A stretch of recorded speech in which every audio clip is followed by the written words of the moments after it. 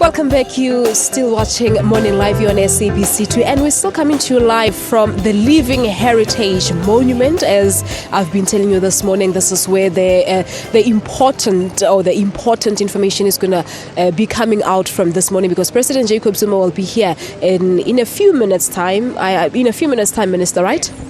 In a few minutes' time, the President will be here, and we're going to launch the Women's Living Monument Heritage as part of the history of South Africa, but as also part of celebrating the 60th anniversary in remembrance of those women who marched in 1956. That is why you are here today, but also telling a story of the various women who participated then. As you can see, we are all here today.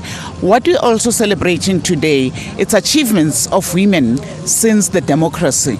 Women today, we have women judges, we have women in various areas in our society. So there's a lot. We have you in the area of SABC, which was not the case in the past. So it also shows we're making progress in many areas when it comes to achievements by women.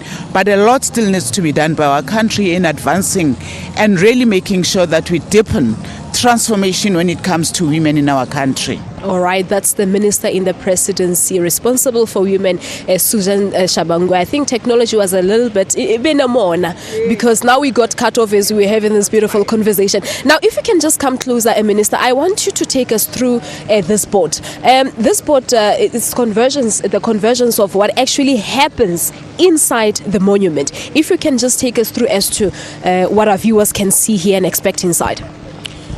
If we look at this board, these are the four leaders who led the march in 1956. You can see we have Rahima, we have Masofi, we have Lillian, we have Helen Joseph, and those are the four leaders. We have them here.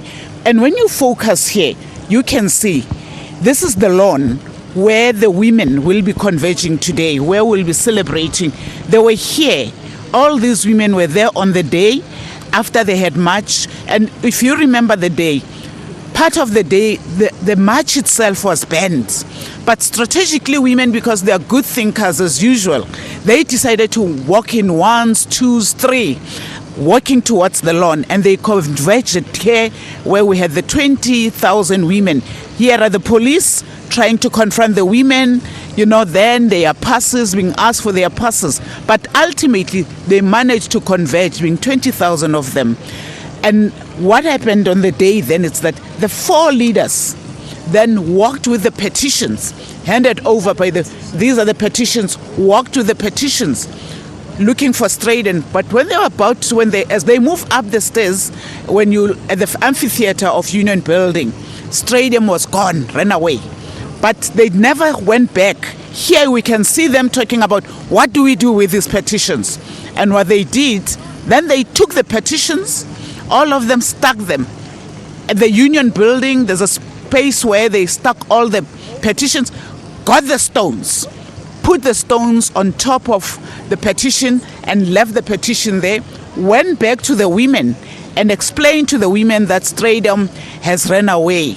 And that's when Lillian Ngoyi then said, "Wathinta abafazi, wathinta imbokodo, uzakufa," and had a moment of silence for 20 minutes, and the women dispersed to their various places and went back to where they came from. That's how powerful it was. But it's one day where it was a peaceful march by women. That is why you are reenacting that peaceful march of women in 1956. All right, Minister, that's where we're going to leave it this morning. But thank you so much for your time. You're welcome, Balisa. Thank you very much indeed. There you have it, the Minister in the Presidency responsible for women, Susan Shabangu, talking to us about the significance of this day as we look back to 1956. So we continue to tell you the beautiful stories of the women who are actually making it very much big here in South Africa, who have beautiful stories stories to tell. And this morning here,